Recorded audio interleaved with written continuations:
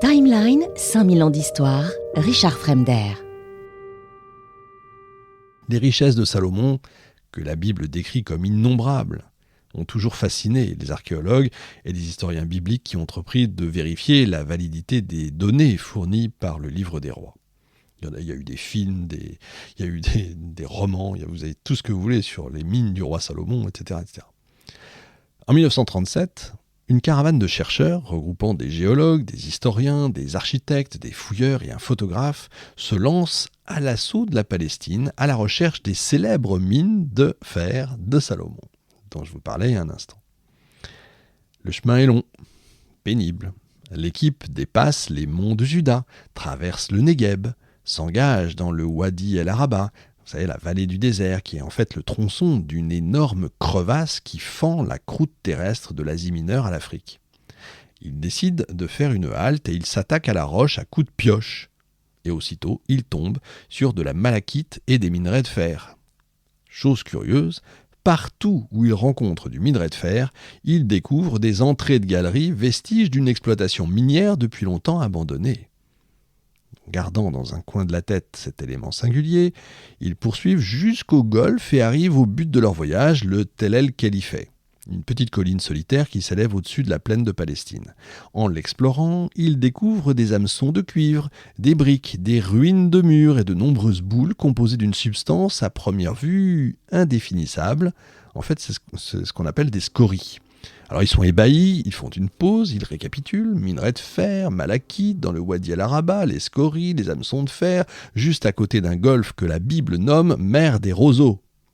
Or, le premier livre des rois évoque un port fort connu à l'époque de Salomon, je cite, « Et le roi Salomon équipa aussi une flotte à Ezion-Géber, près d'Élat, sur les bords de la mer des roseaux, au pays des Édomites. » Mais alors, ce serait-il le fameux port de Salomon ? Alors enthousiastes, ils reprennent les fouilles de plus belle, ils tombent sur des débris de poterie, ça y est, qui permettent de fixer la date de construction des galeries et des murailles sous le règne de Salomon, donc à une date postérieure à 1000 avant Jésus-Christ. Et peu à peu, de la colline émergent les logements des ouvriers, des remparts typiques du début de l'âge du fer, une vaste agglomération, une série de moules de fonderie, une masse de scories de cuivre, etc., etc. Donc il est évident que les archéologues ont découvert un centre industriel important. Mais pourquoi le construire ici, dans cette région inhospitalière où le vent du nord soulève presque constamment des tempêtes de sable ? Lors des fouilles, l'équipe met au jour une enceinte rectangulaire qui se révèle être un important bâtiment aux couleurs vertes. C'est un four de fonderie dont les parois recouvertes de briques sont percées de 2 séries d'ouvertures pour assurer un tirage suffisant. Ce processus est incroyablement moderne puisqu'il se base sur un principe qui n'a été découvert chez nous il y a seulement une centaine d'années. Les tirages et les cheminées sont construites sur le côté nord du bâtiment de façon à bénéficier de la puissance des vents et des tempêtes venant du Wadi el-Araba pour faire fonctionner le système de soufflerie. En explorant les montagnes environnantes, les fouilleurs ont également découvert de nombreuses galeries creusées à même le roc qui témoignent de l'intense activité minière qui animait la région au temps de Salomon. Ils ont trouvé dans les vallées de l'Araba, où on extrayait le minerai de cuivre de fer. Ils ont trouvé, mais de quand date ce centre de fonte de fer et de cuivre ? L'architecture permet de répondre à cette interrogation. Le rempart qui ceinture l'ensemble est percé d'une porte pourvue d'une triple défense.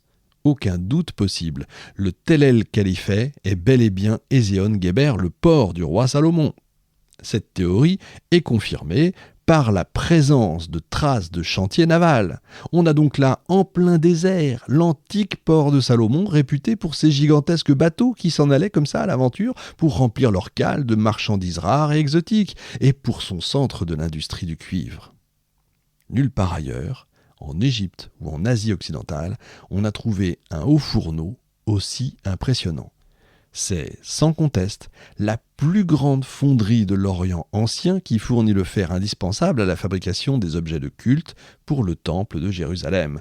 L'autel d'airain, la mer et les 2 colonnes d'airain, Jachin et Boaz, placées à l'entrée du sanctuaire, je cite car il les avait fait couler dans la plaine du Jourdain dans un sol argileux.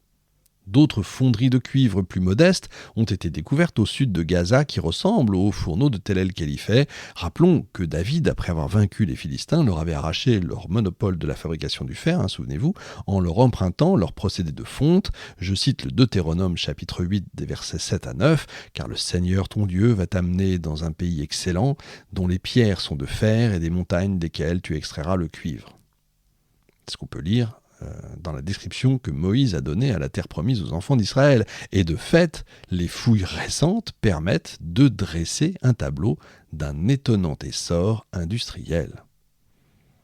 Salomon est un grand ami du progrès. Il possède une sorte de génie pour s'attacher les services des experts étrangers. C'est sans doute là qu'il faut chercher la raison de l'ascension vertigineuse de son empire. Du simple état agricole légué par son père, il a fait une puissance économique de premier ordre. Il invite les plus brillants experts en métallurgie de tout le Proche-Orient, notamment le très célèbre Hiram de Tyr, à qui il confie la réalisation des objets cultuels en bronze. Il fonde une formidable entreprise de commerce maritime à Ezion-Geber. Or, les Israélites ne connaissaient rien en matière de navigation et de commerce maritime. Ils font donc appel aux plus grands navigateurs et commerçants de leur temps, les Phéniciens, qui ont plusieurs siècles d'expérience en la matière. Des textes phéniciens évoquent la construction d'un port sur la mer Rouge et disent que le roi Hiram de Tyr a offert à Salomon de lui livrer des matériaux destinés à la construction d'un nouveau palais. En échange, il souhaite aménager un port sur la mer d'Éthiopie. Salomon accepte et lui donne le port et la ville d'Éliota, Élat. Grâce aux cèdres fournis par le roi de Byblos, Salomon fait construire son palais, la fameuse maison de la forêt du Liban. Et je cite, « Hiram, roi de Tyr, lui ayant fourni à volonté du bois de cèdre et de cyprès ainsi que de l'or. » Un passage tiré du témoignage du prêtre, alors pardon pour la prononciation encore une fois, Sanchuniathon, indique comment a été construite la flotte de Salomon. Je cite, « Malgré d'importantes forêts de palmiers à proximité, on manquait de bois de construction et Joram, ou Hiram, se vit dans l'obligation d'y faire transporter le bois par 8000 chameaux. Il servit à construire 10 bateaux. » Donc Ezion-Geber devient un port bien équipé, admirablement défendu, qui assure le commerce extérieur du royaume. Des navires en partaient vers des pays lointains et inconnus comme le mystérieux Ophir, l'entrepôt, où l'Orient ancien négocie les denrées les plus précieuses. La Bible précise que tous les 3 ans, la flotte revenait. Les historiens ont donc supposé que ce mystérieux site d'Ophir était une ville en plein est de l'Afrique.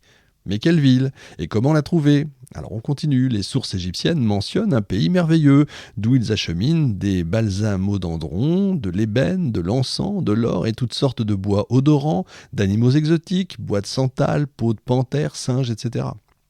Le pays de Punt, j'en ai déjà parlé, tout aussi mystérieux et merveilleux qu'Ophir. En 1500 avant Jésus-Christ, la reine Hatshepsut lance une expédition pour ramener des plants exotiques, notamment de l'encens.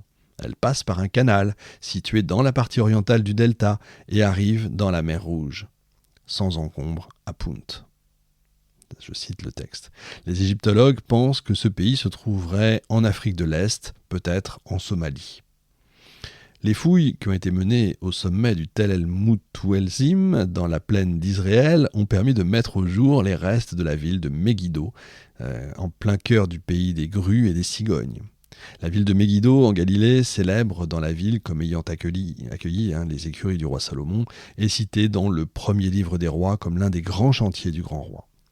C'est une ville construite dans un petit coin de terre plutôt insignifiant, prise en étau du côté de la Méditerranée par les pentes boisées du mont Carmel, au nord, par les monts de Galilée, où est perché le petit village de Nazareth, et le mont Tabor qui empêche le regard de plonger dans la profonde vallée du Jourdain. C'est donc une région plutôt hostile qui pourrait passer totalement inaperçue. Mais c'est là que se sont déroulées des luttes terribles, lourdes de conséquences historiques. Les Cananéens, battus par les chars de Thoutmôsis III, aux environs de 1500 avant notre ère, souvenez-vous des émissions, se sont réfugiés à Megiddo. C'est là que les Israélites, poussés par Déborah, mettent en déroute les chars cananéens, pourtant largement supérieurs en nombre. Et c'est aussi à cet endroit que Gédéon terrasse les Madianites, montés sur leurs redoutables chameaux de guerre. Et enfin, Saül y a perdu la vie, vaincu par les Philistins. C'est donc pas une région comme les autres, et elle fait l'objet de nombreuses campagnes de fouilles. Donc pas étonnant qu'elle attire très tôt l'attention des archéologues. En 1927, l'archéologue Philippe Guy explore le site de fond en comble. Le tertre est littéralement coupé en tranches. La première couche, donc la plus récente, correspond à l'occupation perse et babylonienne qui date des rois Nabuchodonosor et Cyrus. On est au VIe siècle avant Jésus-Christ. Vient ensuite l'époque israélite, marquée par la découverte de 2 sceaux portant le nom du roi Jéroboam. On est entre 926 et 907 avant Jésus-Christ, le premier roi à régner sur Israël après la séparation des royaumes d'Israël et de Juda, et par la mise au jour d'une pierre au nom du pharaon Sheshonk Ier, qui envahit la Palestine en 922 avant notre ère. Je ne rentre pas trop dans les détails parce que là je vais vous perdre totalement, vous allez revenir 40 fois sur le passage. Enfin, vous avez les fouilleurs qui tombent sur la couche qui date du règne de Salomon, qui meurt en 926 justement avant notre ère. Il inaugure un nouveau procédé de construction. Des pierres de taille sont employées pour les angles des bâtiments et incluses dans la muraille. Sa résidence, qui est construite comme ça, est ensuite enfermée à l'intérieur d'une enceinte carrée de 60 mètres de côté, pourvue d'une porte défendue par 3 paires de colonnes. Juste à côté du palais se trouve un bâtiment au mur épais, l'un des entrepôts.